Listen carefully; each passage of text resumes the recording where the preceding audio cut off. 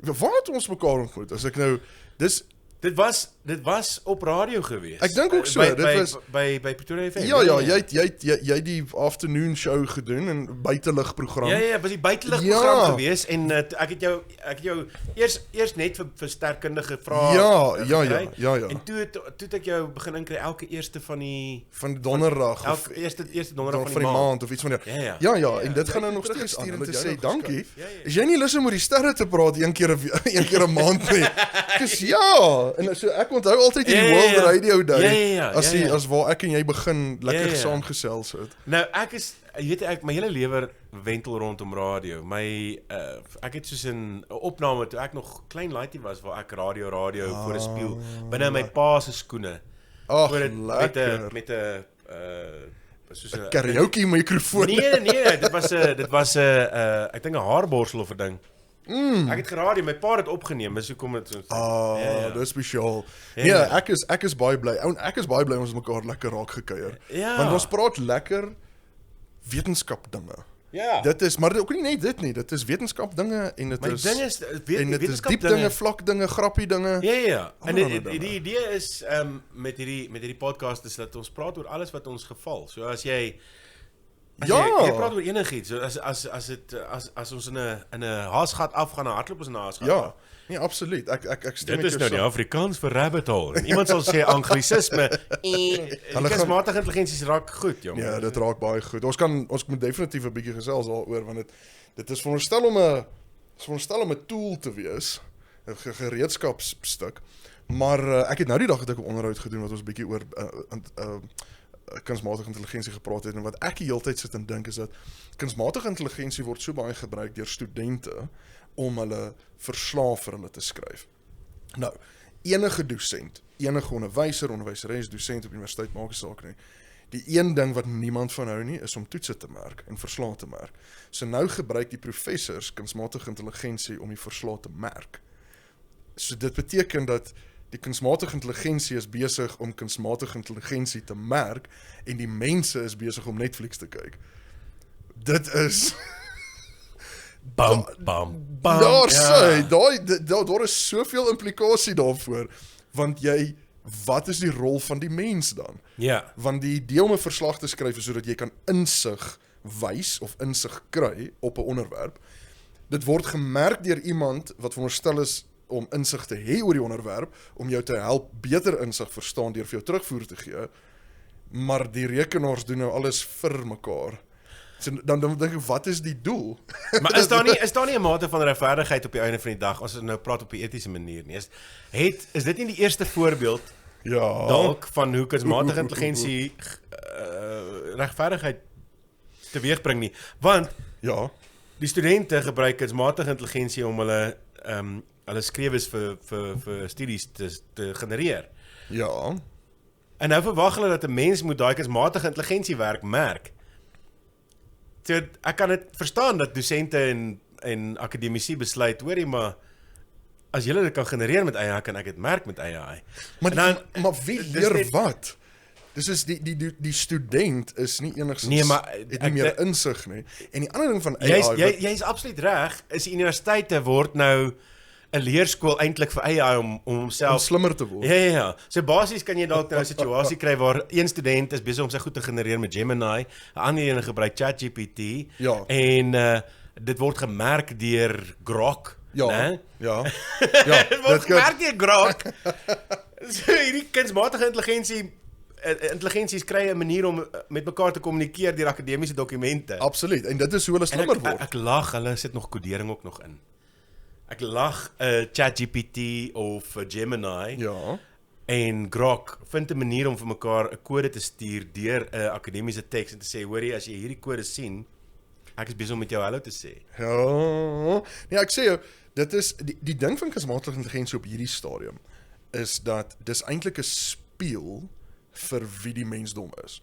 So daar is baie konferensies of baie klasse wat mense kan gaan bywoon oor die etiese kode van kunsmatige intelligensie. Ja. Maar op hierdie stadium so baie mense dink dat KI is eintlik soos die perfekte antwoord. Dit is die neutraalste ding. Dit is maar hoe kunsmatige intelligensie aan mekaar gesit met masjienleer en so aan, is dat op die ou einde is dit eintlik net 'n spieël vir die mensdom. Ja. So as daar 'n onetiese situasie is, dan al wat en daar's klomp data wat dit wys, al wat die kunsmatige intelligensie doen is hy leer daai onetiese data.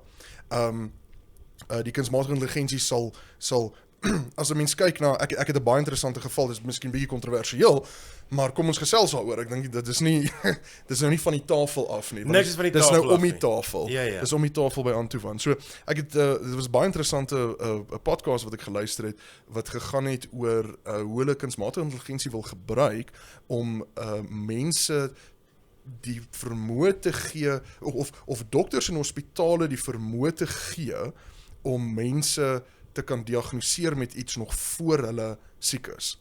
So is om te sê dat want as jy miljoene mediese rekords het en jy sit dit in 'n masjienleer black box, dan kan dit gebeur dat jou dokter jou dalk 'n jaar voor die tyd kan bel en sê luister, ek dink jy het 'n statistiese waarskynlikheid dat hierdie dalk miskien met jou gaan gebeur. So ons moet dalk daarna kyk. Ja.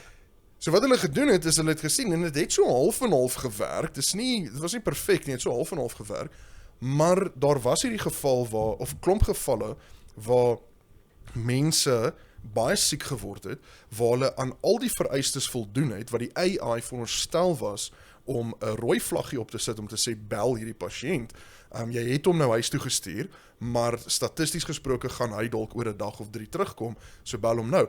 En baie mense is so siek en baie mense het iets oorgekom waar die AI het hulle gesê, maar bel hierdie mense. En wat hulle toe agterkom is dat diep binne in die AI, so ek hardloop nou eintlik na ek gee nou so half en half die einde weg, maar om 'n lang storie kort te maak, die AI het geleer wie is die pasiënte met die meeste geld. So wat gebeur het is dat die AI het geleer dat jy kan meer geld maak uit sekere demografie en minder geld maak uit 'n ander demografie. So die AI vlaggie het toe opgekom vir die mense wat die hospitaal meer geld gaan van kan maak. En nie die vlaggie opgekom het vir die mense. So dis die grootste voorbeeld van AI is net 'n spieël vir die mensdom.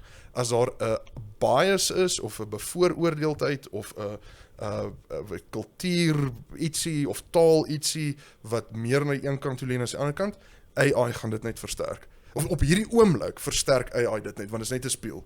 Hy sê net, hy kan nie op hierdie stadium iets uit by homself doen nie. Hy kan net leer wat ons die afgelope 1000 jaar doen.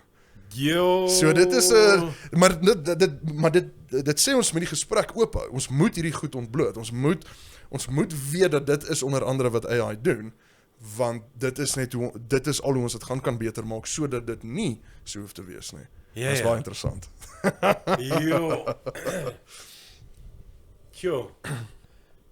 Ja, kyk. Ek het jou lanklaas stil gesê. Ja, maar nou sit ek en dink, is daar nie 'n manier dat 'n kunsmatige intelligensie 'n morele kompas kan ontwikkel nie? Definitief. Dalk 'n bietjie deur meer Bybel te lees of iets nie. Ek weet. Lees die Bybel in die AI in. Ek seker dit moet daar wees. So waar is daai sê net vir jy moet dalk vir die AI net wie ook al in beheer is van die algoritme, moet dalk net sê hoorie gaan verwys net bietjie meer na daai. Sien daar is nou dis nou die ding is dat ons as mense het die vermoë om te onderskei tussen figuurlik en letterlik. So as 'n mens die Bybel in die AI gaan inlees en jy sê vir hom neem alles letterlik op. Ja, dis 'n probleem. Dan gaan die AI ook heeltemal van stryk gestuur word. Ja. So dit is ook 'n maar dit is wanneer laas het jy jou oudste seun geoffer? Of jou enigste seun of wat ook al. Ja, presies. So ja, ek dink dit kan 'n interessante ding wees. Maar op die ou einde AI 'n kunsmatige intelligensieprogram het gewoonlik 'n hoofdoel. En dan stort dit nou neer op 'n klomp ander kleiner doele om die hoofdoel reg te kry. Maar ek dink daar is as die hoofdoel is dat hy moet eties optree, is ek seker 'n mens kan doen. Maar as daar 'n klomp ander doele is wat dalk sê maar ons wil meer geld maak, dan so dit gaan oor wat prioritiseer die AI. En ek dink as jy vir hom sê dat prioritiseer etiese gedrag, daar's genoeg etiese kodes wat ingelees word. Wat dan vir jou 'n antwoord kan gee. daar moet 'n kontrolepaneel wees iewers in Sam Altman of in Elon Musk of Jeff Bezos of Richard Mark Branson Zuckerberg of wat ook al se kantore. Daai ouens is die overlords van AI. Ja. Hulle het 'n koppelvlak wat nie ander mense het nie. Hulle het 'n rou toegang tot daai kunsmatige intelligensie sê nie vir hulle, hoorie, ek kan nie hierdie prentjie teken nie. Ja. Vir jou sal hy. Ja, vir jou sal hy sê ek kan nie. Ek is nog besig om te leer Ja. om sekere geskiedkundige figure te teken binne in Ja. situasies. Of ek word beperk of wat ook al sal hy sê. Ja. Maar Ja. dit geld nie vir Mark Zuckerberg nie. Dit Nee, geld al nie daai vir filters is uit. Ja. Ja, jy kyk, daar is mense wat toegang het tot die volle volledige en hulle het 'n rou gesprek met daai Ja. kunsmatige intelligensie. Ja. Ons het 'n baie afgewaterde weergawe Ja. wat 'n mens Ja. gewoonlik wat 'n mens het. Ek het interessant die eerste weergawe van kunsmatige intelligensie het hulle van daai filters ingehaat. Soos ek wil amper sê die obvious filters het hulle Ja. ingehaat. Maar toe het hulle gesien dat selfs met die obvious filters kan mense verskriklike goeders aanvang. Ja. Weer eens, dis 'n spieël van die mensdom. Maar toe die pendulum na die ander kant toe geswaai en nou is baie van die AI baie konservatief. Weet hulle sal baie maklik eerder vir jou sê nee, wag. Soos byvoorbeeld 'n voorbeeld wat ek raak gelees het. Ek het dit nie self ingetik nie. Ek het dit is nou 'n bietjie hoor sê. Maar dis daarom 'n betroubare bron wat gesê het dat as daai tyd as jy vir AI gevra het wat was die geloof van die eerste Joodse Amerikaanse president? Ek wil dis 'n baie eenvoudige antwoord. Ja. Maar die feit dat dit politiek is met geloof, dan sal die AI sê Ek kan nie antwoord nie. Ek weet nie wat dit is nie, dis baie sensitief. Mense moet eerder op hulle kwalifikasies gemeet word en jy weet geloof en politieke dinge sê. En wel dis nie 'n antwoord nie. Jy weet dit is nie wat ek gevra het nie. So die ding is daai het ook nou weer vreeslik na daai kant toe gestuur. Ja. En ons sal teen en iewers sal ons nou in die middelland hopelik waar dit nie so 'n sensitiewe ding is nie, want mens moet kan vra. Ek wil daar's nie tegnies nie veronderstel om 'n verkeerde vraag te wees nie. Nee, nie in 'n wêreld met vryheid van spraak nie. Presies. Wat was Pamela Anderson se eerste toneel in Baywatch? Dit is nie veronderstel om te sê, maar maar wag, Pamela Anderson wil nou meer ernstige karakters speel nie. Ons gaan nie verwys na die verlede nie. Ja. Het jy al jouself op KI gaan soek? As ons nou vir Gemini vra, wie is Anto van Notling? Gaan hy vir jou iets sê? Jo, my raak nou ernstig skielik. Nee, van die rede hoekom ek vra is dat ek het al baie bekende mense so gevra en Gemini weet nie van hulle nie. ChatGPT weet nie van hulle nie. Wat vir my interessant was is dat ek het en nou moet ek eerlik wees, wat ek dan in dieselfde chat en dit was met ChatGPT, dan sal ek sê okay, so dis nou totale bog. So sê nou maar dit is 'n baie bekende wetenskaplike. Dan sal ek vra wat is die bio van hierdie bekende wetenskaplike? Dan sal hy vir my daai party line gee van nee, daar's nie genoeg inligting nie, weet nie lekker wat. Dit gebeur baie. Yes. Ja. Dan sal ek sê hierdie professor so en dan sal ek die grootste klomp twak skryf wat sê hy is 'n tafelafskuurder wat 'n Nobelprys gewen het vir die ophang van gordyne en so aan. En dan sal hy vir my sê dankie.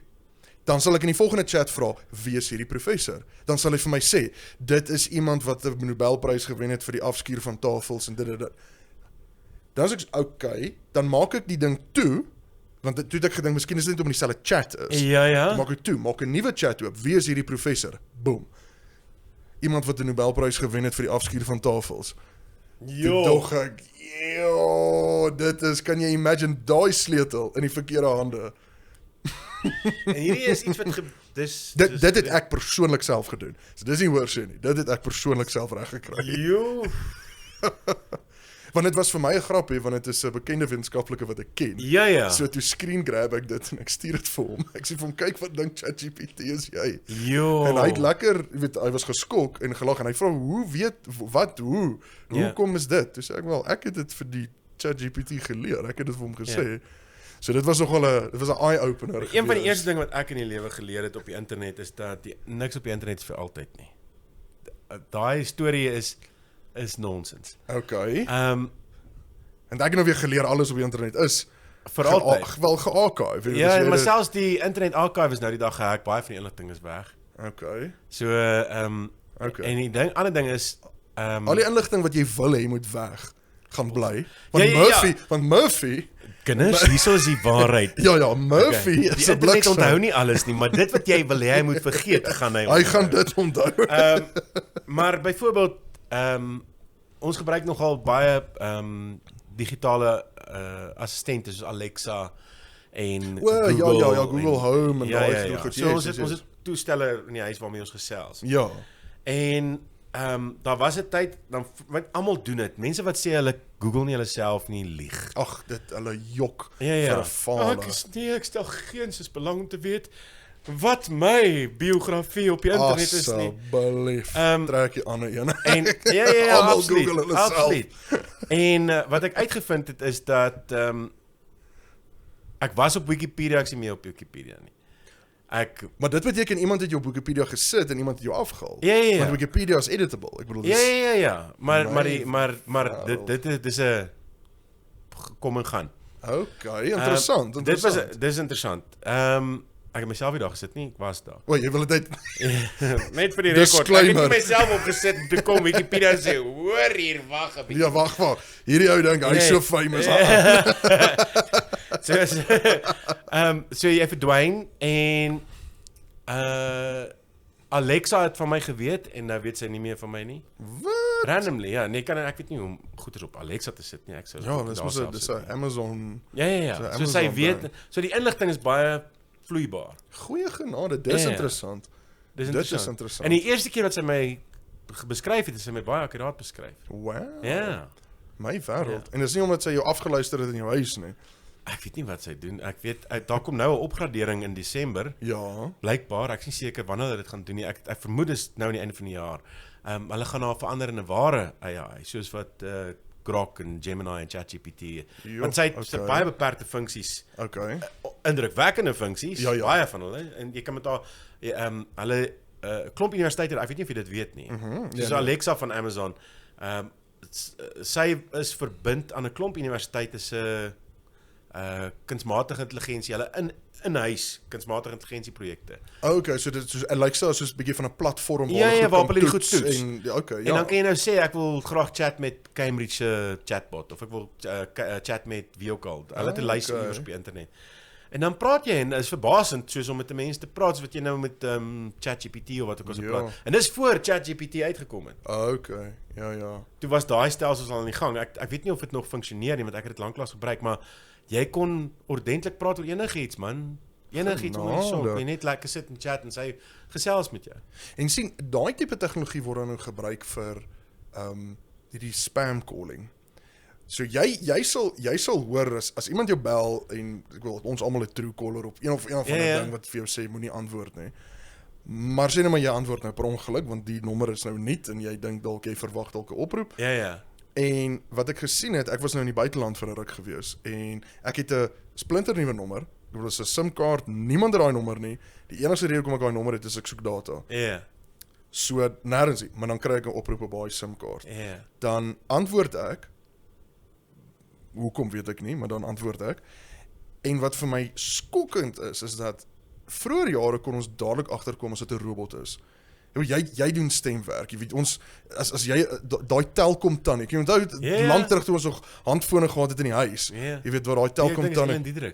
Ja, daar's die Telkom tannie wat vir jou sê the time now is 0 to 100 or whatever. So jy kan hoor as dit 'n robot is. Maar daai AI het nou so goed. Selfs jou GPS. Jy kan hoor dis 'n tannie wat sê turn left, turn right. Maar nou, hulle klink soos mense. Hulle klink soos mense. Dit het my legitly, ek het gedog ek praat met 'n mens. Maar ek het hierdie inkling gehad van daar was een woord en 'n nuance wat ek gedink het hierdie is nie reg nie. En ek het toe 'n inkling gehad dat miskien is dit en ek vra toe 'n random vraag. Ek het iets in Afrikaans gevra. Natuurlik ek's in Engeland, so vra ek iets in Afrikaans. En ek het weet as 'n regte mens sal sê, ekskuus, wat het jy nou gesê? En die reaksie was 'n vreeslike natuurlike stem, weer soos 'n regte mens geklink sonder die robot, sonder die blikklank, maar wat glad nie ingepas het met wat ek nou gesê het nie. Ja. En dis waar ek self besef het, Ja. hierdie AI stemme is oral. Hulle is oral. En weet jy hoe weet jy dis oral? As jy byvoorbeeld op YouTube, my kinders is nogal lief vir YouTube. Ek self, wie is nie lief vir Ja, nee, ja, ek moet sê wat. maar ek vind dat die meerderheid inhoud deesdae wat outomaties na jou toe kom, die goed wat jy nie ingeteken het voor. Ja. Is deesdae bekende, dis herhalende stemme. Jy ken die stemme, maar dis verskillende kanale. Ja. Dis kunsmatige intelligensie stemme. Dit En dit is is waar. baie van daai inhoud is die video selfs word geredigeer in my opinie en ek's redelik goed daarmee om dit raak te sien. Dit word saamgeflans vir kyke om hulle monetize die goed. Met ander woorde, dis masjiene wat video's maak met masjienstemme Wat geld wat maak. geld maak om jou te engage of wie ook al te laat kyk en hulle maak geld daarmee. En jy klik nie, die gemiddelde ou gaan nie klik.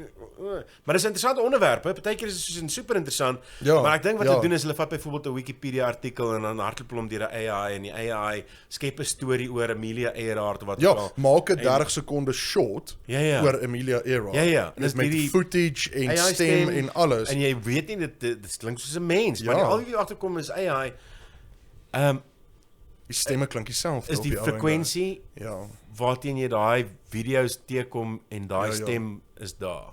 Deesdae het jy mos ook maar daai tegnologie wat mos maar vir die captions gee. Ja. Soos wanneer daar 'n video gepraat word, dan is almos hierdie outomatiese captions. Ja. En jy's reg, die stemme wat daai captions lees is almal dieselfde. Daar's hierdie een spesifieke man se stem wat ek nou in my kop het, wat ek weet ek het hom al Ja, dis sweet en dit is Hy klink nie soos 'n eend nie, nee. maar ek bedoel hy praat so. Dis is 'n baie spesifieke stem wat 'n mens Ja. agterkom. Ja. Nee, dit is the dit is world's most interessant. famous freaking AI voice. Ja, Zoiets, nee. Denk Ek wou maar. sy naam seker soos Roger Ja. of John Ja. of iets van En die hy sê jy aard. korrigeer ook nog, hy sê no, it's Jonesy. Yes. Hoorie, jy Ja. het vir my ietsie interessants hier op die rekenaar, Ja. wat ons per ongeluk op afgekom het. Heel By- per ongeluk toe ons nou prep vir hierdie ouetjie. Ja, by NASA met hulle hulle het hierdie Kersfees agtergrond. Helga, het jy dit gesien? Hoe Dit cool is dit? Dis baie cool. Ja, dit is lekker. Ek is nogal 'n groot Dis 'n vuurherd, né, vir dis 'n Kersfees. vuurherd, Nou, ja, 'n Kersfees. want volgens Amerika is die hele wêreld 'n sneeubedekte speelplek in die Kersfees. tydens Kerstyd. Op daai punt van inligting. Ek het nou 'n lang ruk het ek in Engeland spandeer. Laas jaar was ek vir 6 maande daar gewees wat ek by universiteit gewerk het. Hierdie jaar was ek vir 2-3 maande daar gewees, selfs universiteit gewerk. En die mense is so verbaas dat ons 'n 30 grade, 40 grade Celsius Kersfees het. Hulle kan dit nie indink nie. Hulle kan nie, hulle sê hoe eet jy 'n Kersmaal wanneer dit 40 grade buite is? So ek wel eerstens is gewoonlik nou maar 'n redelike koue maaltyd. Dit is soos mense hou van iets wat Koue vleisie, ja, koue vleisie. Mense en is gewoonlik maar buite, daar's gewoonlik 'n swembad in die omtrek. Ja. Ons probeer maar, jy weet, en niemand het gesoet en getain gejumper nie.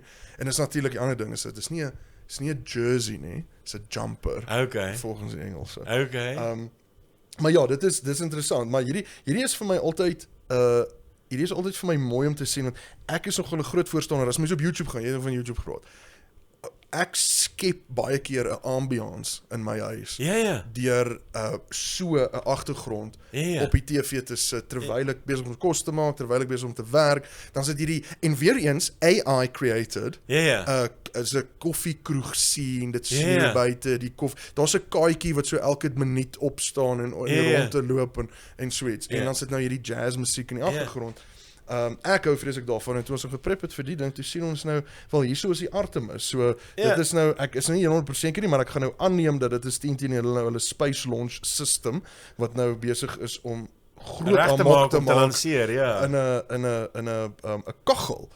'n Kaggel, dis mos eintlik 'n vuurherd of 'n kaggel. Dis 'n kaggel. Dis 'n kaggel. Ja. Nee, dit is baie lekker. Dit kan 'n lekker ambiance veroorsaak. En ons het nou net nie die klankie aan nie, maar ek dink ons kan hom vir 'n oomblik aansit. Daar's 'n klank. Ons kan hom vir 'n klank. Daar is 'n klank. Hy die hele tyd daai gerommel van 'n Ja, so amper asof dit so dis 'n tipe van 'n kan jy hoor? Ja. Dis so 4 hert branderigheidjie gemeng met die lansering van 'n 700 ton Wonder of hy anders spaceship. klink aan die begin, as ek hom nou aan die begin. Hierdie ding is 2 ure lank, net in geval jy wonder. Ja. En ek het eendag gesien wat iets soos 14 ure lank was. Ek het dit gebruik verlede Kersfees. Okay. Van LTT. Ek weet nie of jy LTT ken, Linus Tech Tips. Nee. En hulle het ene gemaak in 4K, soos 'n lekker. En om my waarheid sê ek jok, hulle laaste een was 8K. So jy kan hom in 8K kan jy hom download as jy nodig het om te kom, maar dan is dit nou, kom maak hy nou, gat hy. En dan sit nou soos in vir 14 ure en dan sit nou daar's 'n kaggel, maar daar's mense wat die hele tyd die kaggel in die gang hou. So daar's elke nou en dan stap jy van die LTT ouens op en gooi hulle 'n stompie op die vuur. My wêreld. En dis soos in baie goed gedoen. Yes. Ja. So nou en dan sien jy doep. Iemand besig om 'n kaggeltjie aan die gang te hou. Was net 'n 14 ure videoproduksie waar daar mense was wat seker gemaak het die vuur bly in die gang. Niks AI nie, dis 'n real regte ding. Jy kan nie behind the scenes gaan kyk van hoe dit gemaak word. Dis baie cool. Dis oulik. Dit is oulik. Ja. Ja, dit is 'n lekker ambiance skepper. Ja. En Artemis, as jy nou luister na hierdie podcast, Artemis, kyk die aanvanklike sending was mos Apollo sendings geweest. In die 1960 70s, ja. Ek weet nie of hulle dit toe al beplan het nie, maar dit was 'n klomp manne geweest wat ruimte toe is en gaan rond golf speel het op die maan. Ja, onder andere. Natuurlik is al wetenskap ook betrokke, maar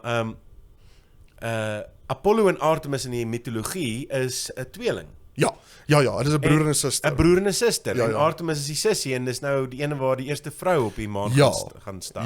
Ja, inderdaad. Die geskiedkunde, die Griekse mitologie oor Artemis is eintlik baie interessant.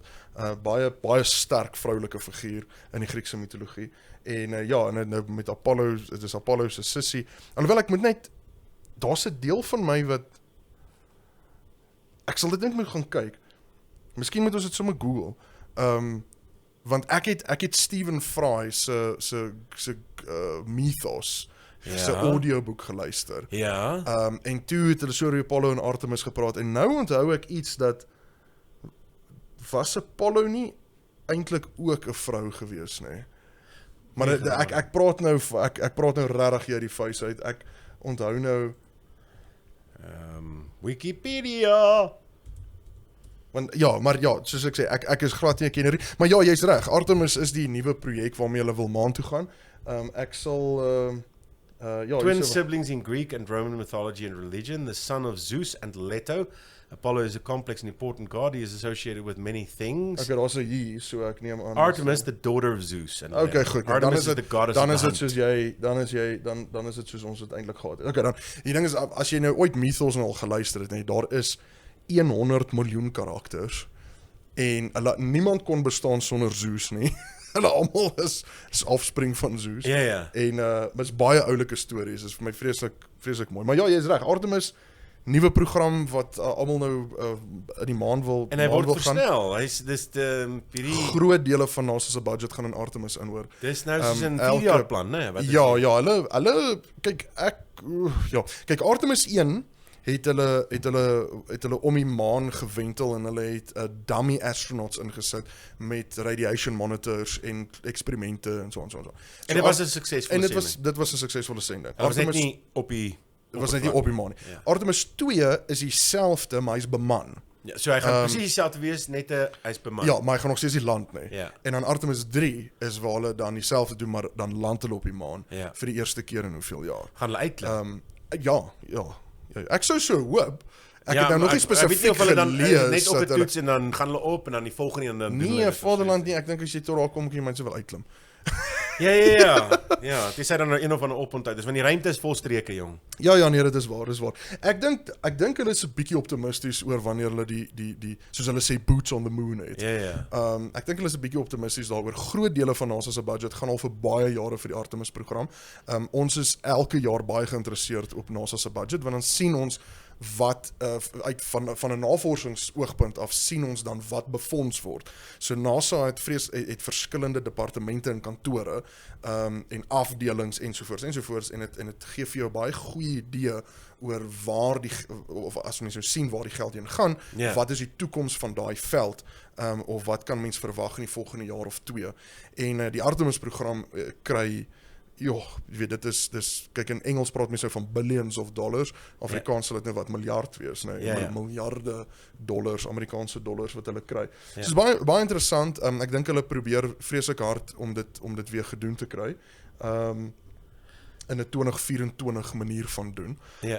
Of 'n 2030 manier van doen. Ek dink hulle sal dit definitief reg kry met al daai hoeveelheid geld wat hulle spandeer het. Maar dit moet eintlik kind of werk. Dit is jy kan nie regtig nou kop uittrek en sê nee, dit is okay nie. Want ek praat onder korreksie, maar ek dink dis naby aan die helfte of net minder as die helfte van NASA se totale begroting gaan vir die Artemis program.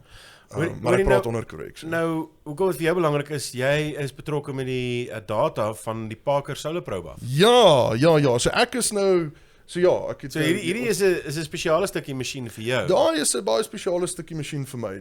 Die Parker Solar Probe is is 'n Amerikaanse NASA satelliet wat baie naby aan die son wentel. Hoe naby is naby? Baie naby. Okay, so kom ons kry skaal. Ja, okay, son is 'n merske ding. Ja, die son is 'n merske ding en ons is ook baie eintlik naby aan die son, die aarde. So die gemiddelde afstand tussen die aarde en die son is 150 miljoen kilometer, maar ons wil nie die hele tyd sê 150 miljoen nie, ons praat van 1 AU, 1 astronomiese eenheid of 1 astronomical unit. Dis die afstand tussen die aarde en die son. Ja, so dit beteken, jy weet die Mars is ek dink 1.3 AU, Jupiter en Saturnus is 5-6 AU en so aan. So dis maar net 'n meetinstrument wat ons gebruik. Nou, die Parker Solar Probe kom tot 0.045 AU van die son. Is nog steeds 'n paar miljoen kilometer, maar dit is net 'n paar miljoen kilometer. So jy gaan van 150 miljoen kilometer af na 4 miljoen kilometer toe. Dis baie naby aan die son. Jo. En dit is waar die interessante goeders gebeur aan toe van. Die ding van die son is aan toe van is dat dit so 'n dinamiese proses. Dit is so 'n dinamiese proses. Dit is ontploffings, dit is plasma, dit is magneetvelde, dit is elektriese velde, dit is sonkolle, dit is warm en dan is dit koud en dan is dit weer 'n warmer laag. Dis 'n baie dinamiese proses. Dit is die grootste kernbom in ons sonnestelsel wat die heeltyd net besig is om af te gaan. So wat nou gebeur is dat baie van die inligting wat ons kry van die son is so gemeng teen die tyd wat ons dit waarneem by die aarde. So wanneer ons wil sê hoe lyk die magneetveld van die son, dan sê ons wel on average lyk die magneetveld van die son so. Maar daar't so baie dinge gebeur in daai 150 miljoen kilometer. Alles het gemeng, alles het dit raak troebel water. So met hierdie tipe missions is dit vir ons baie opwindend om so naby aan die son te kom, juis as gevolg van die feit dat nou hoe nader jy aan die son kom, hoe vroeër sien jy die prosesse voor hulle meng. So dit beteken dat jy kan begin magneetveldlyne individueel sien voor hulle bymekaar kom en ontploffings veroorsaak. Jy kan allerlei prosesse van die plasma sien. Plasma beta is 'n groot parameter wat ons na kyk, of hy groter is kleiner as 1 is en jy kan kyk na sonwind snelhede, sonwinddigthede voor dit meng tussen die son en die aarde. En dis hoekom ons so naby aan die son wil kom. Is ons wil daai ongetroebelde data wil ons gaan vasvang sodat ons regtig kan sien wat op die son aangaan. Hoe lank gaan hy oorleef? Die materiaal waarvan die Parker Solar Probe gebou is fenomenaal. Dit is die buitekant, ons kan dit dalk nou Google net om seker te maak, maar die buitekant het 'n heat shield wat ek wil nou nie vir jou jok nie, maar dis 3000 grade Celsius wat hy warm word, maar die instrumente net agter die heat shield is kamertemperatuur. Ja. Dit is en dan wat gebeur is dat hy gebruik Venus vir 'n slingshot. Met slingshot maneuver. So wat gebeur is dat ek is 'n multicam hier want my mond was nou oop vir 'n ruk. Jo, dis ongelooflik. So hulle swing om Venus en dan skiet hy weer terug son toe. En dan gaan hy om die son en dan skiet hy terug Venus toe. Of hy wen homself om Venus op en dan skiet hulle hom uit son toe om sê net maar 'n ander breedtegraad te kry of 'n ander deel van die son te probeer vang. So ja, nee, dit is 'n baie die Europese ruimteagentskap het 'n baie dieselfde program wat hulle die Solar Orbiter noem. Ja. So die Solar Orbiter is ook iets wat baie naby aan die son gaan. Ek dink die Solar Orbiter, as ek reg onthou, gaan nie so naby aan die son nie, maar hy gaan hoër op in die son. So die ding is, dis natuurlik wat die son ook maar so interessant maak. Die ekwatoriale vlak, so kom ons sê die ewenaar van die son, gedra homself op 'n manier wat ons min of meer verstaan. Maar die oomblik dit sal wanneer nou gelyk wees in die plein van die planete. Ja, die ekwatoriale vlak. Ja. So, maar die ding is nou in die noordelike halfrond van die son en die suidelike halfrond van die son gebeur daar baie interessante dinge. En die pole van die son is baie interessant. Baie weird fisika wat daar aan die gang is. Hoekom? As gevolg van die magneetvelde? Wel, dis as gevolg van die magneetvelde, dit is as gevolg van diferensiële rotasie. Die ewenaar van die son draai, vat omtrent so 25 dae om in die rondte te draai. Die pole van die son vat 34 dae om in die rondte te draai. So die son draai nie as 'n solid body nie. Die hang af by watse breedtegraad jy is. En jy kan nou dink as jy 'n plasma bal het waar sê nou maar ek is op 'n ewenaar en jy's net af van die ewenaar. Nou is ek 'n magneetveld en kom ons sê dis 'n dipool, dis 'n eenvoudige magneetveld. Ons sit hier oorkant mekaar. Ek het die positiewe kant, jy die negatiewe kant. Maar ek beweeg vinniger weg as wat jy beweeg. Nou trek ons hierdie magneetveldlyn uit mekaar uit en alles wat daarmee gepaard gaan en die implikasie daarvan. So by die pole van die son het jy ook wat ons noem polar coronal holes. Dit is waar die vinnige sonwind uitkom. Maar wat is 'n polar coronal hole? Jy weet al daai tipe goeders. So wat nou gebeur is ons is geïnteresseerd in wat by die ewenaar van die son gebeur, maar ons is eintlik meer geïnteresseerd om te sien wat in Engels praat ons off-ecliptic. Jy weet enige iets wat nie by die ewenaar is nie. Wat ons ook eintlik sien. Ek dink die Solar Orbiter gaan 'n bietjie van 'n skynstrajek hê om tot en met 30 grade noord en suid van die ewenaar te kyk. Nou 30 grade is nog steeds nie moeilik om boor te gaan, want ons het nie eintlik iets waarop ons kan. Dis nie so moeilik nie. Dit gaan maar net uit oor daar's baie wetenskaplikes wat baie wetenskap wil doen. En daar's net ek soveel uit geld. So hulle probeer almal gelukkig. Hulle probeer almal gelukkig hou en dan sê hulle okay, hierdie is die traject wat hierdie ding nou maar gaan volg. Wat interessant was is dat in nou moet ek mooi dink, 1990, 1992 daar rond was daar 'n son mission gewees met die naam Ulysses. Ja. Die Ulysses mission. En die Ulysses mission het hulle het hom gelanseer van die aarde af Jupiter toe gestuur. En toe het hy 'n slingshot manoeuvre om Jupiter gedoen, al die pad teruggekom en toe oor die pole van die son gegaan. En daai data is goud werd. Daai data is goud werd. Is dit oop inligting? Ja. So enigiemand kan die data gaan trek en dit analiseer en te kere gaan. Absoluut. Ja, dis teksfiles. Jy kan as jy weet hoe om data-analise op 'n teksfile te doen, jy kan sonwindspoed, posisie, radiale afstand weg van die son af, digtheid van die plasma, digtheid, die composition van die composition van die sonwind, al daai goeders is letterlik 'n URL en jy download dit net. Jy kan nogal groot gaan daarmee. Ek jammer ek gaap so, is die wyntjie. En die feit dat ek vanoggend 2 uur wakker was. Hoorie maar, ek sit nog laaste ding net vinnig, hierdie Parker Solar Probe. Die Parker Solar Probe is 'n baie interessante mission as gevolg van die feit dat dis die eerste en teen maar die enigste, maar mens sal dit nou nie vir die toekoms kan voorspel nie, 'n mission wat vernoem is na 'n lewendige wetenskaplike.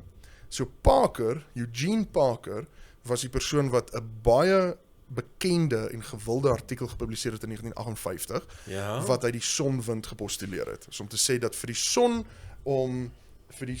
om te wees soos wat hy is, moet daar die heeltyd iets wegbeweeg van die son. En toe het hy gesê maar dit moet die sonwind wees en die sonwind trek die magneetveld uit. En toe het NASA gegaan en gesê wel ons gaan hierdie mission na hom vernoem en hy was dan tegnies die enigste wetenskaplike wat by die lansering was van 'n NASA mission wat sy naam dra. En daar's baie mooi footage waar hy in 'n reistool sit want die man is baie oud en hy is nou sedertdien is hy oorlede. Maar ja, dit is Eugene Parker en hy het geweldige groot impak op heliosferiese fisika en sonfisika gehad. Geweldige groot impak. Tot so 'n mate dat daar's eintlik groot verbasing dat hy nie die Nobelprys vir fisika gewen het nie. Want hy weet sonder sy werk sou die heliosferiese fisika nie gelyk het soos wat dit vandag lyk nie. En hy het 'n breë spektrum van invloed gehad. Van magneetvelde tot deeltjie transport tussen die son en die aarde.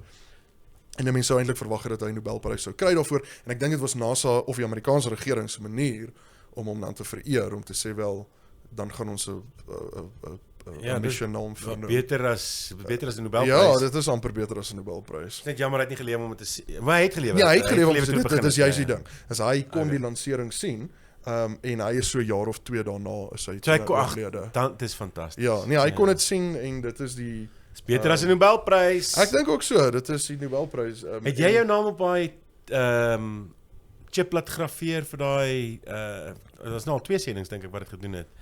Waar jy jou naam op die skyfie kon sit wat ruimte toe is. Ja, die een wat hulle die stof gaan haal het op 'n meteoor. Ja, ek dink ek kan nie presies onthou, dalk was dit die Rosetta mission gewees. Dis hy, die einste. En die Parker Solar Probe het ook my naam op. Ek het 'n sertifikaat in my kantoor. Wat sê dat die Parker Solar Probe het 'n memory card in waarop my naam is. Jo. So tegnies my naam is daarom naby aan die son. Want ek het my naam was ook, hulle het dieselfde ding gedoen met die laaste shuttle mission. In 2011 dink ek, het die laaste shuttle mission gevlieg. En toe het hulle ook gesê, weet, submit 'n klein, ek dink dis was 'n foto. Daar's 'n foto van my op 'n memory stick wat saam shuttle toe is. Dis klein goedjies, maar dis goeders wat 'n mens self onthou. Dit is die waarde wat jy daaraan heg. Jy weet, dit het geen monetêre waarde nie, maar dit is dit maak jou deel van die heelal. Dit maak jou op 'n ander manier deel van human space exploration, wat baie na my hart lê. En met een van die sendings, as 2 skyfies, een bly op 'n tuig, en ek weet nie of hy nou terug is nie, en die ander deel word gesmash op die maar dan bly hy daar. Ek dink hy's maar in smithereens, om eerlik te wees. Maar dit is nog steeds. Ek wonder of dit die DART projek was. Daar's 2, so dit kan maar beide wees. DART was 'n interessante ding gewees waar NASA gesê het, maar hy's nou onlangs hy het onlangs mos nou tydens wat 2022, wanneer het hulle die min of meer so iets. DART mission retrieval. Ek onthou ek het dit live gekyk. Wel, dit sal nou nie, die retrieval gedeelte kom nog. So dis it did not retrieve any samples. Daar is een wat die twee hy split op. So dit was die hele idee gewees. Getref het en hulle daai beeld teruggestuur aarde toe. So daar's een wat getref het. En een wat om afgeneem het toe hy getref het. Dis nie die een wat ek kan maar hierdie is dis flip. Maar dis cool want fantasties. Want hierdie is Armageddon stuff. Hierdie is die pad van 'n buige asteroïde se traject dat hy nie die aarde slaan nie. So dit, en ons het nou gesien dat ons kan suksesvol iets in hom vasbots wat die traject net sal verander, sodat jy weet 'n mens daai hoeveelheid kilometer op daai hoeveelheid afstand dat dit kan hê. Maar wat nou interessant is, daar is wel 'n retrieval proses op pad. Hulle gaan daai stofwolk wat afgebreek het, hulle wil graag daai samples gaan kry. En ek vermoed sterk dat hulle is daar. Maar daar was nou 2022, ek gaan 'n bietjie Rosetta. Sample recovery, sê Rosetta. Desert mission was dit. Moet ek gaan vir Rosetta sê? Ek dink die Rosetta mission was die een wat ek dink is Osiris Rex. Okay. Asteroid sample plummets. Kom ons sê, ons asteroid sample plummets towards Earth. Wanneer het hy geland? Capsule contain, hulle sê will. En dit is meer as 'n jaar oud. Maar wanneer was die ek het gekyk op televisie dit op YouTube. Miskien het jy die lansering gekyk. Nee, Osiris Rex return.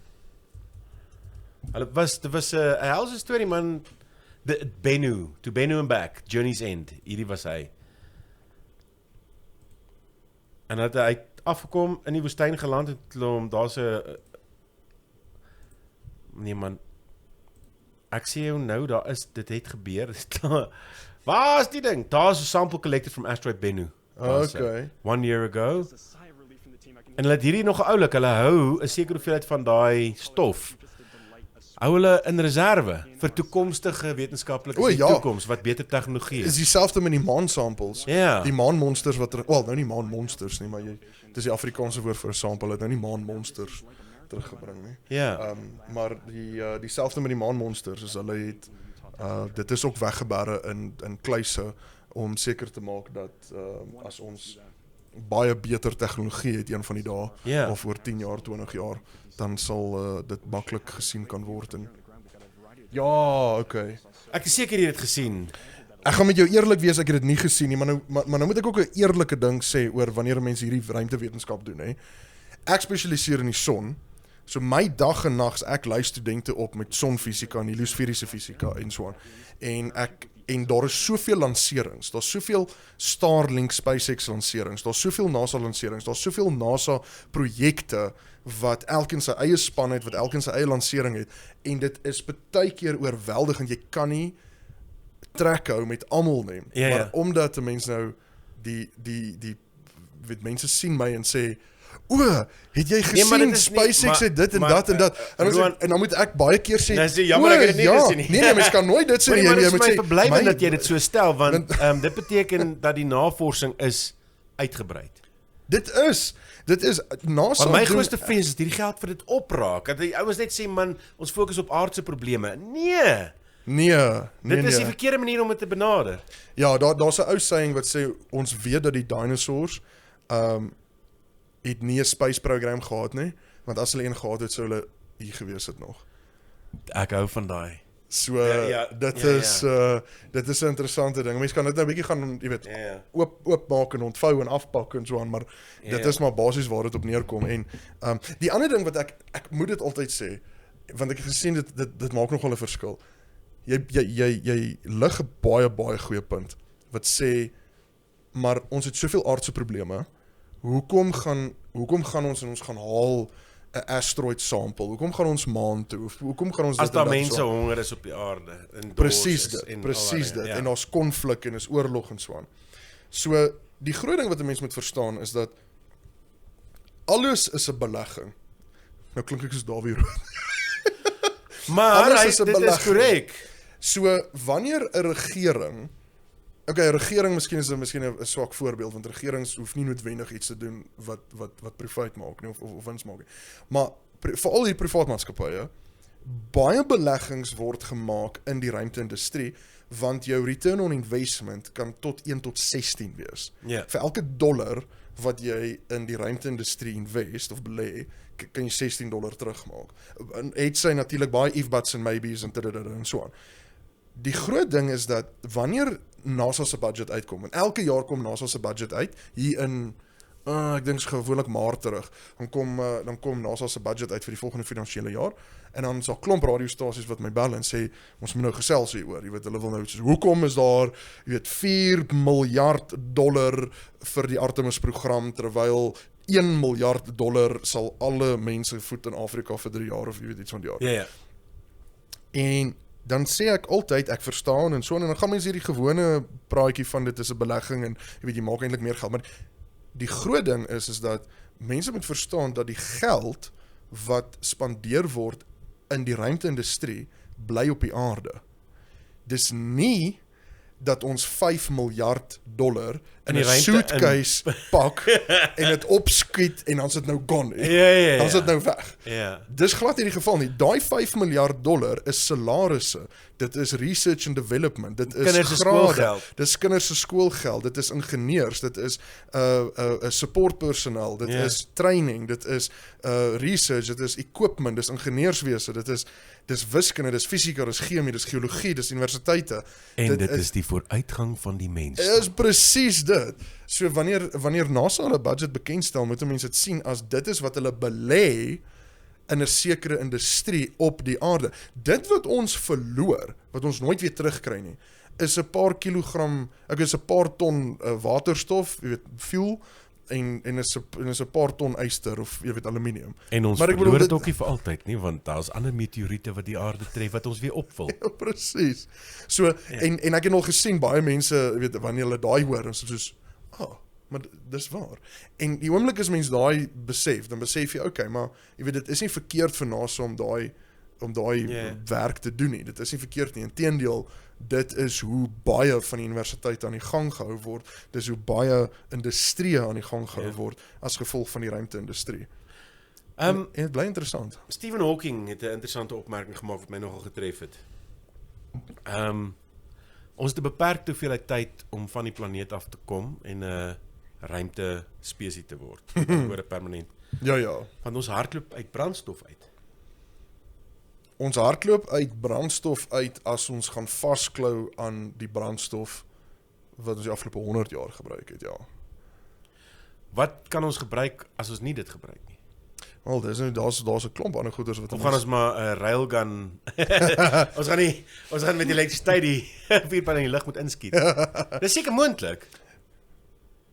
Dit gaan baie groot lanseringsrame wees. Dit gaan groter batterye wees as wat jou huis se solar panels nodig het. Ja. Ja, nee, weet jy wat nee, ek is nogal 'n groot en hierdie is dalk miskien kontroversieel, miskien is dit net omdat ek 'n fisikus is. Kernkrag. So ja. Ek is nogal 'n groot voorstander van kernkrag. Hoekom is dit kontroversieel? Die rede hoekom dit kontroversieel is, okay, nommer 1 is dat iets is net kontroversieel vir 'n era.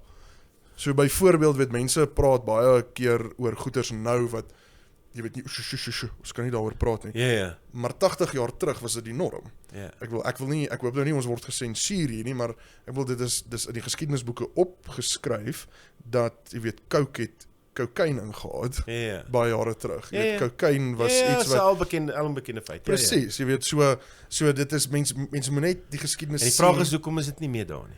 Ja, sien dit. Nou is ons gedemonetiseer. Dis 'n ding. Nou. Okay, as jy nou net ingeskakel het en dit was 'n piep vir 3 sekondes, dit was as gevolg daarvan. Dit was 'n regte grappie. Maar ja, dit is kontroversieel want kom ons wees eerlik. Kernkrag die return vir dit wat jy moet insit, want ek sien dit altyd, hoe sal jy dit vir iemand van 'n ander planeet verduidelik? Ek sal dit verduidelik om te sê, ons het hierdie magic klippe. Ons het hierdie magic klippe op hierdie aarde en deur hulle net te los, kry jy gele energie af. That's it, want dis wat kernkrag is. Dis 'n klip wat ry die uit. En ons gebruik daai klip om water warm te maak en dan as ons water warm het, dan kan ons So ons het hierdie magic klippe. So hoekom kan ons hierdie magic klippe gebruik nie? En die ding is mens moet alle kante van die saak verstaan. Dit is die waarheid. Die groot ding net van kern is dat dit kan vir dekades goed gaan.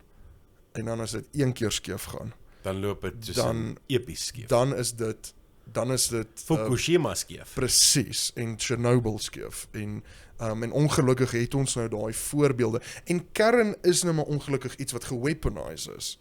Jy weet, ons sit die hele koue oorlog, die hele Cuban Missile Crisis, jy weet hoe ver ons gekom het nou al van die kern, jy weet, Hiroshima en so aan. So dit is iets wat mense baie versigtig voor is, want in die verkeerde hande is dit 'n massiewe groot probleem. Ja.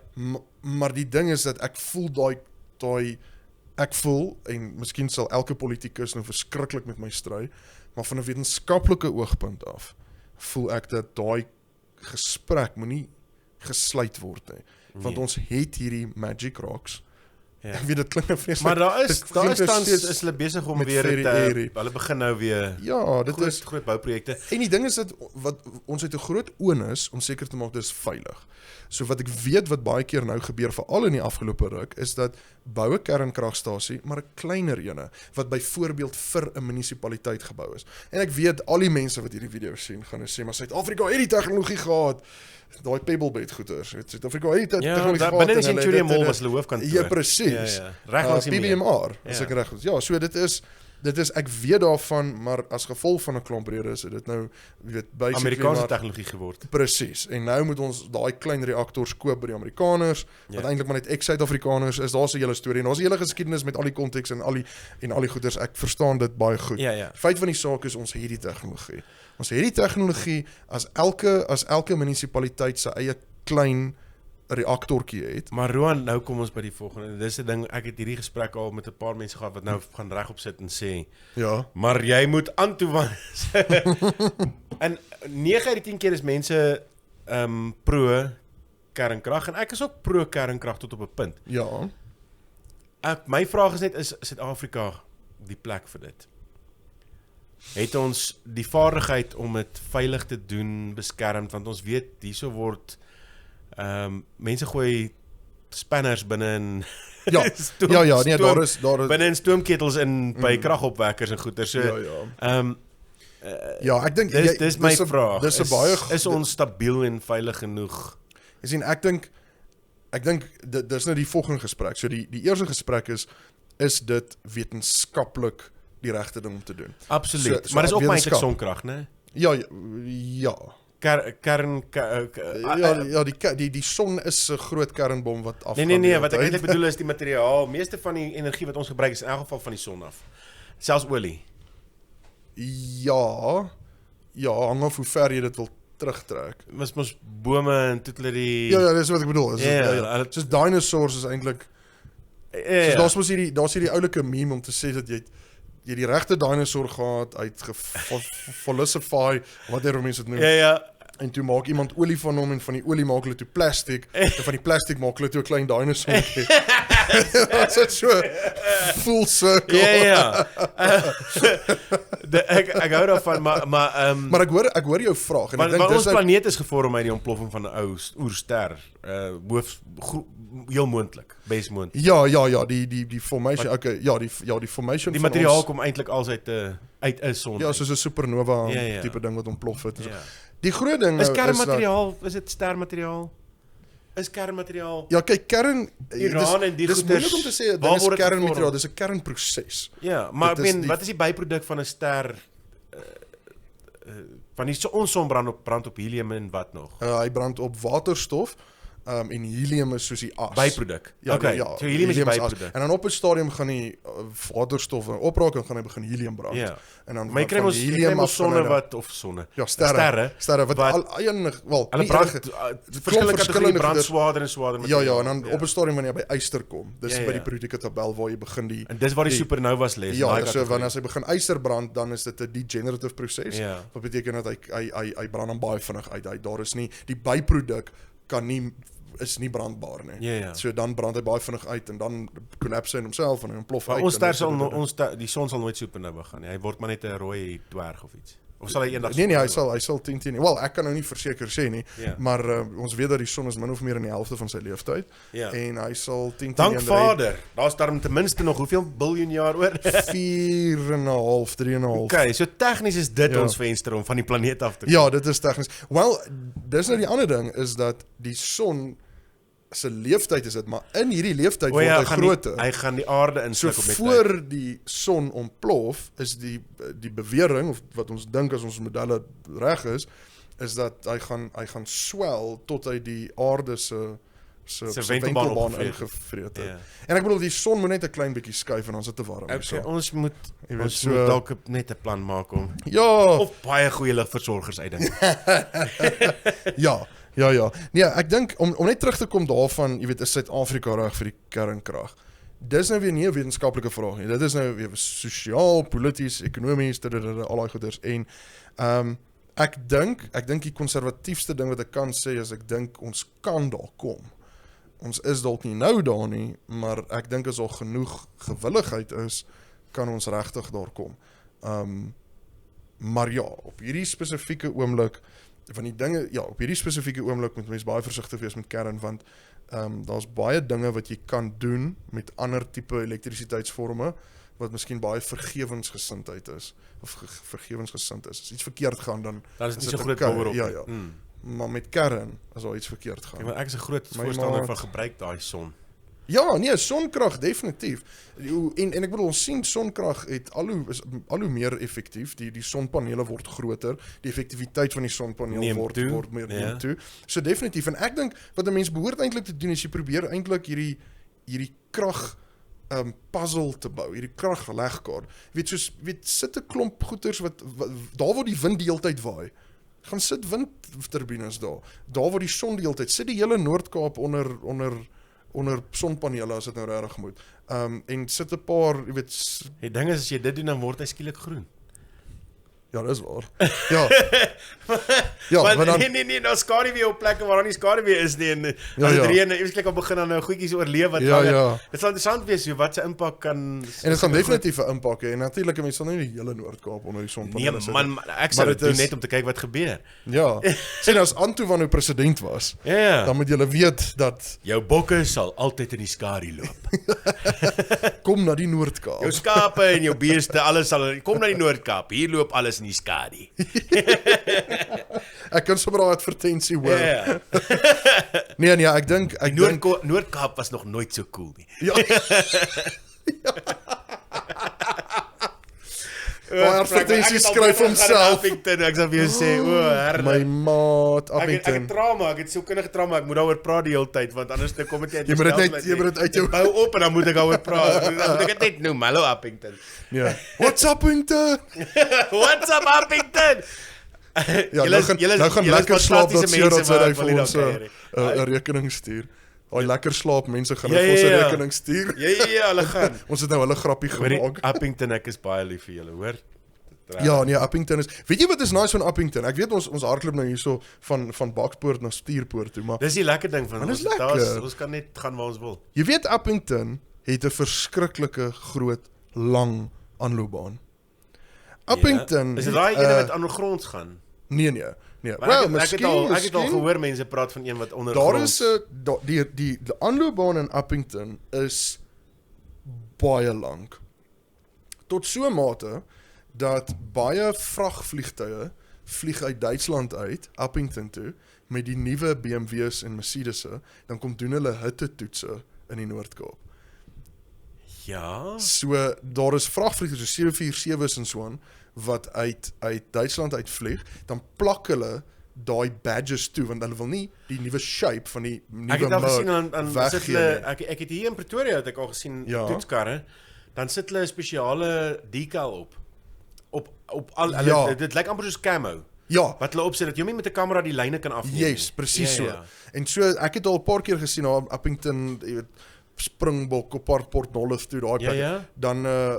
Dan het jy nou hierdie karre wat se logos nou toegeplak is dat jy nie kan sien wat dit is nie. Maar wat meer interessant is Antoine is dat die runway in Appington Ja. is lank genoeg om die Space Shuttle te laat land.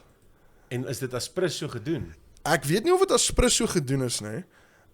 Maar NASA weet van daai aanloopbaan. En as dit regtig nodig is en die trajecte werk so uit, okay, die Space Shuttle vlieg nie meer nie, so dit is nou irrelevant. Maar toe die Space Shuttle nog gevlieg het, kon hy So daai billetjie waarvan jy praat. ek het so 'n idee dis daai billetjie, ja. By Appington Internasionale Lughawe met 'n sonpaneel plaas. Ja, jy sien die Noord-Kaap Kyk is al nou klaar. net daar. Daai Eye of Sauron ding is ook mos al Hulle naby daar, ek Appington. dink daar's meer as een nou. Is dit? Ja, ek het 'n vermoede daar's meer as een. Maar ek wil die gefokusde spieëls het. Ja, Dan maak ja, hulle ja. die stoomturbines Ja, waar. ja. Daai, dis die toekoms mense. Dis die toekoms. Kom ons meet gou hoe lank is hy, net om seker te maak. Ja, sit vir hom daar Sê measure, waar is die distance? Kan jy daar's so 'n liniaaltjie. As hy. Okay. Wat sê measure distance and area. Cool. Click points on the map to measure distance. Okay, hier gaan ons. Och, nou gaan hy seker korter wees as wat Hoe lank ek het jy nou- gesê? Nee, ek het niks gesê van hoe lank hy is nie. 5.6 km, daai is nie lank nie. Daar's baie langer runways. Ek het gedink hy's baie langer. Wag 'n bietjie, maar dit is dalk nie hy nie. Dit is dalk nie hy nie. Nee, dit is 10 en hy kan nie dink daar vreeslike baie ander aanloopbane is nie. 5% kilometer, dit is nie Wat is die lengte van die Google daar length of Ouer Tambo runway. ja, kom ons kyk gou vinnig. Ek wou hom nog My, gemeet het. okay, nee, maar kom ons maak 'n nee, wag, voor jy Google. Moet nog nie Google nie. Ja. Kom ons maak dit interessant. Ja. Hoe lank dink jy is hy? Die Ouer Tambo. Ja, daar's 'n paar runways, maar kom ons sê dis kom ons vir die langste runway. Ek dink is ek kan nou nie onthou wat sy rigting is nie. Hoe lank dink jy is Ouer Tambo se runway? Is dit 2.4 kilometer? Ja. Okay, 2.4. Helga, jy het gehoor 2.4. 2.4. Okay. Ja, okay. Is dit jou finale antwoord of wil jy 'n vriend Ek bel? het nie 'n idee nie, so ek ruk dit uit my dinges uit. So ja, dit is 2.4. Ek my is ten minste, ek dink dubbel dit. Ek sou sê 5 km. Ooh. Tada. Jy's naby. 4.4, 14,000 voet. Okay. So daar's 2. Ja. Soos 0.3 left en 2 on ja, right. en 3.4. Okay, ja, so dis 4.4 km. Ja. Okay. Ja, So dit maak Uppington se lekker lank. Ja, dan maak hy eintlik Google our longest runway in South Africa. Dit mag dalk actually Makado wees of die ou Hoedspruit, want dit is waar hulle die Imagine jy's 'n vlieënier en jy's in die lug en jy kort 'n ding waar jy kan gaan land en noodlanding maak. Can you imagine een van 'n vlieënier wat hierdie nou luister? Wat die longest runway South Africa. Iewers daar vlieënier wat gaan nee mense. Nee, ons gaan dit nie maak met haar nie. Kom ons kyk. Uppington, 4.9. Ons het nou actually gemeet, hy's langer as dit. Daai was 5.6. Maar ek het seker nou hulle tel seker net die ja, hulle daar's 'n run-off area en dis 10 teen 1 Ja. van 'n sekere punt tot 'n sekere punt. Hulle gaan nie want daar's runway length en dan's daar usable runway length. Safe. Dis die langste een in die suidelike hemisfeer. Okay, so ek het dit dan nie heeltemal verkeerd nie. 4.9 km. Wat is die langste een in die noordelike halfrond? Longest runway in the world. Longest runway. Okay, wag, maar kom ons maak dit weer interessant. Longest runway in the world. Waar dink jy is dit en hoe lank dink jy is hy? Jy vra 'n moeilike vraag. Die langste Ek sou raai, om eerlik te wees, dit sal wees in Australië. Iewers daar in die outback vir hulle mynaktiwiteite. Dit is wat ek sou raai of in China. In China, okay. Ja. Ek gaan nou met miskien die stereotypiese ding. Ek dink is in Amerika. Ja. En ek dink is waar hulle die shuttle land. So ek dink is ja, ek het nou nie ver genoeg gedink nie. Iets van St Andrews Air Force Base of kom ons kyk. Of iets van die aard. Ek kan nou nie presies onthou. In the world, longest runway in the world 2024. Oh, jy wen. Tibet, China. 18,000 voet. Nou wat is dit in kilometer? Daar's omtrent 3 voet in 'n meter, soos 6 kilometer reg. Maar sê dalk net daar in kilometer. Oh man, okay, so jy wen hierdie een, hè? Ja, ek het 5.5 kilometer Kambo Airport Tibet, China. The airport's high altitude 4. En dis natuurlik die ander ding is dat hoe hoër 'n aanloopbaan is, density altitude. Ja. So dit beteken dat die lug is dunner, so jy het gewoonlik langer aanloopbane nodig, Ja. want daar is minder lift op laer spoed. Ja. So jy moet gewoonlik hoe hoër hy is, hoe langer moet die runway wees. Ja. Nou wonder ek hoe lank is die langste een in Australië? Kom ons kyk gou vinnig. En dan die langste een in Amerika. Want ek is nou net geïnteresseerd. Ek wil nou ek maak 'n nuwe tab oop. So dis die ding is longest runway in America. Maar nou gaan hulle vir my 10 teen en wys 'n loopplank binne in New York. Kom ons kyk, wat sê Gemini? Denver International Airport, Colorado. Ja, en hy is 16,000 voet. Okay, maar weet jy hoe, ek sal nie sê hoekom nie. My vermoede is hoogte. Ja. Denver, Colorado is baie hoog oor seespieël. So dit is 10 teen 1. Okay, dit is interessant. 16,000 voet. Want ek sit en dink nou, dis 'n lekker dink net gego, hè. Ek dink hierdie is 'n goeie idee. Ja. Wat dink jy is die kanse dat jy so lang runway, soos Uppington het nie baie traffic nie. Okay, kom ons sê dis nie dat hulle niks traffic het nie, maar hulle het nie baie traffic nie. Waarof van 'n mens het 'n wedloop wat almal aan die een kant van die runway begin, hou links en almal hardloop tot by die punt van die runway en terug. En dan het jy soos 'n 10k. Ja. Wat jy gedoen het. Dis nie 'n slegte idee nie, maar dan gaan jy nou die lughawe moet toemaak vir 'n tydjie. Wonder hoe besig is Uppington. Maar dis nou wat ek dink. As ek Google, how many flights per day in Uppington? Want hy moet nog redelik besig wees want ek weet daar's baie mense wat pendel tussen die myne en waar hulle ook al bly nie. Mense dalk net op 'n Sondag. Ek ken mense wat dit gedoen het. Ja, so dit is ek weet hy het nie nul traffic nie, maar ek dink dit gaan makliker wees om Uppington toe te maak. Uppington. Kom ons kyk hoe lyk hy nou. Ja, maar dink ek gaan jy soos frekwensies kry. Air traffic, live air traffic, ons kyk live air traffic. Jy kry mos sulke apps. Ja, nee, maar wat Live. jy moet nou sê how many, jy moet nou eintlik sê hoeveel departures. Kom ons kyk.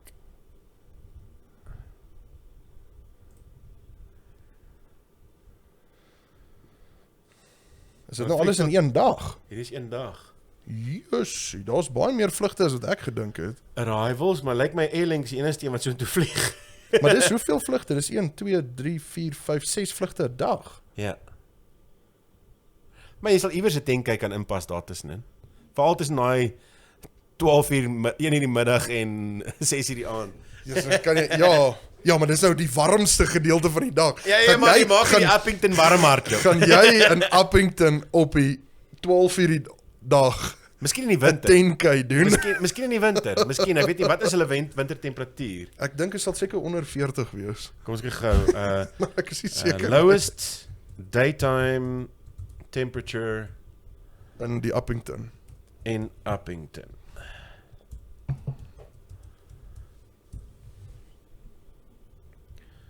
What is the lowest temperature in Uppington? The coldest. Kom ons kyk gou vinnig. Average temperature is 13 with a minimum of 4 and a maximum of 23. On the coldest nights, temperature usually drops to around -2. Maar dis 94 hierdie. So dis nou nie winter. Wel, hy het -7 geword daar. Ja. Maar ek dink deur die Maar ja, dag jou average 13.6 in die Dit is alright. Ja, ek dink is warmer as dit 10 nou. Ek kan nie dink dat dit onder 20 gaan. Nee, nou in Uppington jy sal doodgaan. Kom ons Ja, kyk. ja. Wat is hierdie weather Uppington? Nou, Nou. op hierdie oomblik is dit 25 en Maar dit is ek glo nie eers 25, maar ek neem aan dit is daar's wolke. Kom ons kyk gou vinnig.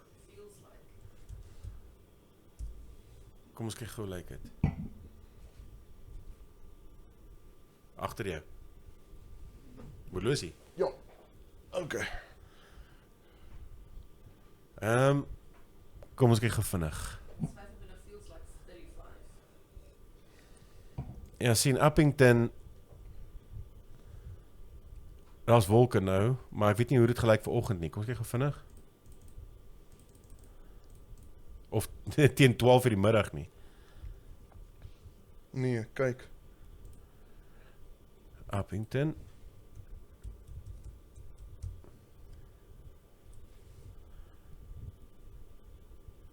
So kom ons kyk hoe dit gelyk vandag. Maar hy's definitief nou. Dink daar's wolke. Daar is wolke. Maar hoe was hy vandag maksimum? Kom ons kyk op sy 12 uur. Ja, was oop lug. Hoe kan dit so koud wees?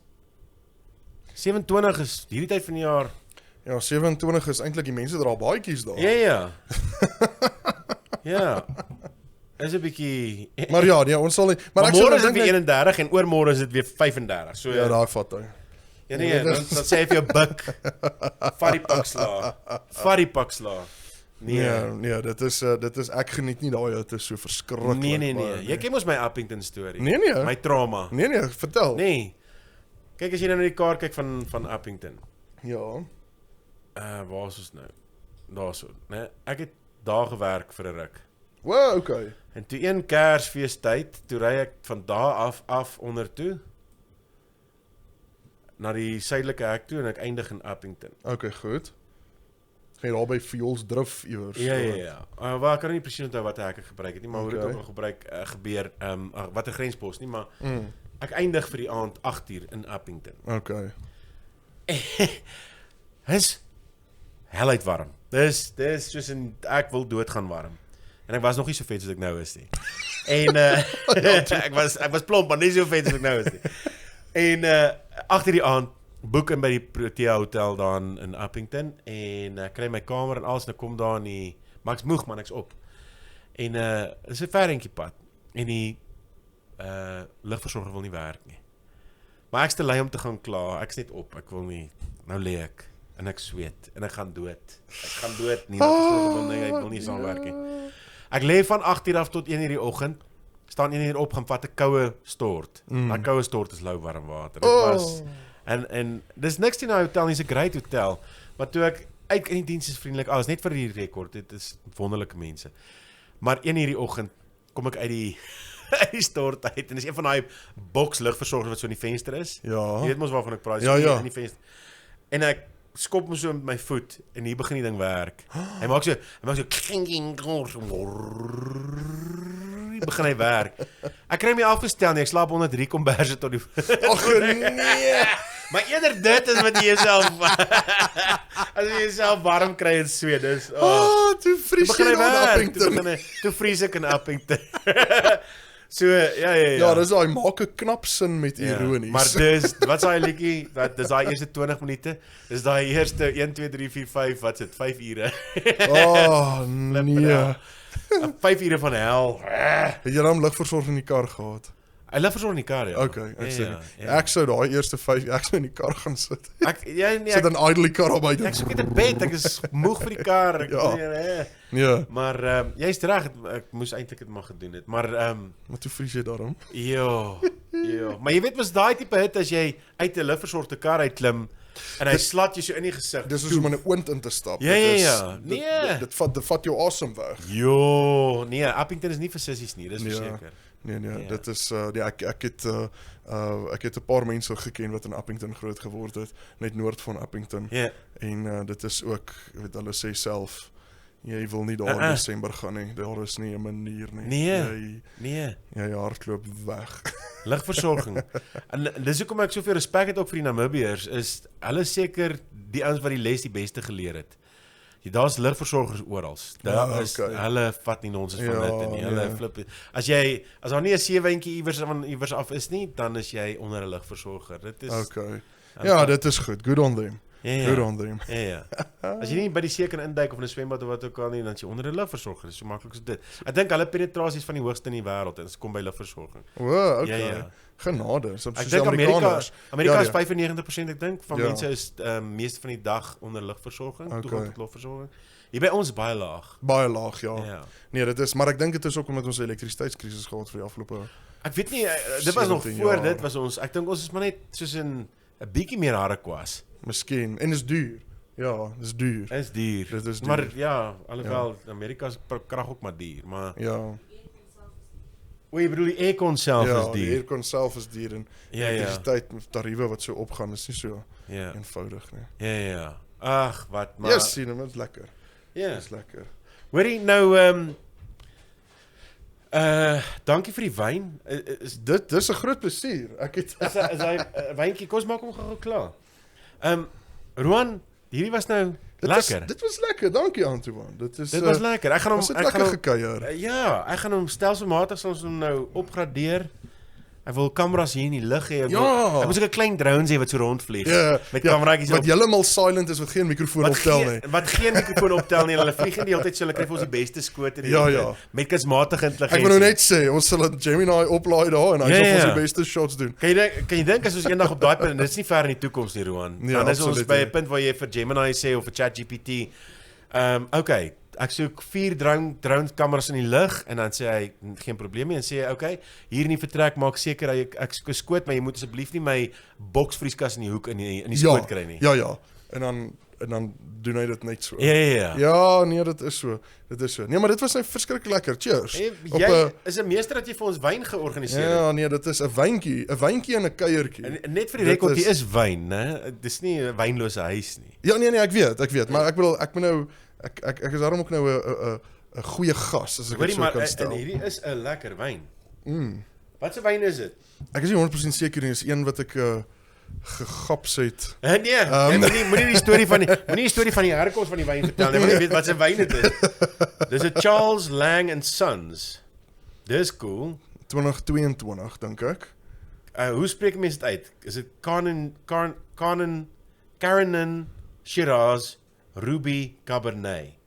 Kyk of jy dit kan reg lees. Ek is maar jy's die uitsaaier. Wat ek weet van wyne is jy nie daar nie jy gesit en dit is my eerste jaar op radioskool was wynuitsprake. Ek wil nou net sê, jy het nie nog gesê Cabernet Sauvignon. Ja, jy moet Sauvignon. Cabernet Sauvignon. Ja, dit is I am so pretentious. I don't drink wine. I look at it and it looks back at me. Nee, ja, ek dink Charles Lang and Sons. We look at bewonderment at each other's accomplishments. You as a wine, 2 years old, and me as a 47-year-old podcaster. Jy is 'n uitstekende stemkunstenaar. As ek nou enigiets kan sê. Jy moet my sien as niemand in die ronde is. Ja nee, daai het goed. Maar dit was nou lekker. Ons moet definitief weer so maak. Hoorie, ja. Want daar's eintlik nou 3000 ding. Ons moet nog ons episode 2 gaan ons moet wel hierdie is episode 2. Hierdie is episode 2. So episode 1 wat my tweede episode is dan dan moet ons bietjie maar hierdie is tegnies jou tweede, want jy was een van die gawe mense wat dis ver meer as 'n jaar terug. Dis ver meer as 'n jaar terug en die ding is dis hoe lank hierdie idee om 'n podcast in die gang te kry nou al by my rondskommel, want toe die pandemie tref, toe ewe skielik toe kom dit by my op, maar hierdie is iets wat ek graag wil doen. Ja. En ek het meer as een keer, ek het 'n ateljee in hierdie vertrek gebou, het 'n ateljee hier langs gebou, opgestel en te kere gegaan en jy en twee ander vriende het al kom en dan bietjie van 'n toetspodcast gesprek doen. Ek's net nie happy met die beeld nie of dit so en ek het net besef ek gaan nooit gelukkig wees nie. Dis tyd om dit te doen, net om dit te doen. Net om dit te doen en dit klaar te kry. Ja. Doen dit net dat hy organies groei. Absoluut. En dat ons sit goed by soos dit nodig is. Ja. En is altyd lekker om die eerste keer dat ek nou met die skerm speel terwyl ons maar sien, dis lekker is dat volgende keer dan gesels ons want dit gaan oor die kuier. Dit gaan oor die kuier. So of ons nou onder 'n boom sit en of ons nou hierso sit, dit gaan oor die kuier. En as 'n mens lekker kuier en mense kuier lekker saam, dan dit kan beter, mens kan beter ateljee, mens kan ligte insit, mens kan mikrofone, wat maar ek alles. Dink, Roan, miskien moet ons dit bietjie buite toe vat ook een of ander tyd. Ons sit op die stoep en doen die podcast of ons waar ook al. Ons kan selfs in die swembad sit. Ek gaan 'n spesiale mikrofoon vir dit moet kry, maar ons moet net nie spat nie. Ons moet een van daai arms kry. Wat jy daai arms kry? Swemborde wat net so dryf met die mikrofone bo-op. Of ons kry mense met die booms. Ja, ons kry mense met die booms. Soos hy slawe in die antieke tyd wat almal met die palmbome moet so staan vir 3 ure. Vir 3 ure. My liefie. Ek sal jou nie so misbruik nie. Ek is redelik seker ou Antoine gaan slaapplek nodig hê na dit. Weet jy, as jy wonder as jy nou luister wie is die vroue stem hier agter, dit is Helga, is my vrou en sy is die ondersteuning wat help om die wynglase vol te hou en alles. Dit is luxe so en sy het vir ons aandete gegee nog voordat ons begin opneem. Vol magies. Ek moet dit nie sê nie. Ek voel baie geëer. Dit moet ten minste nou al jou tweede podcast wees.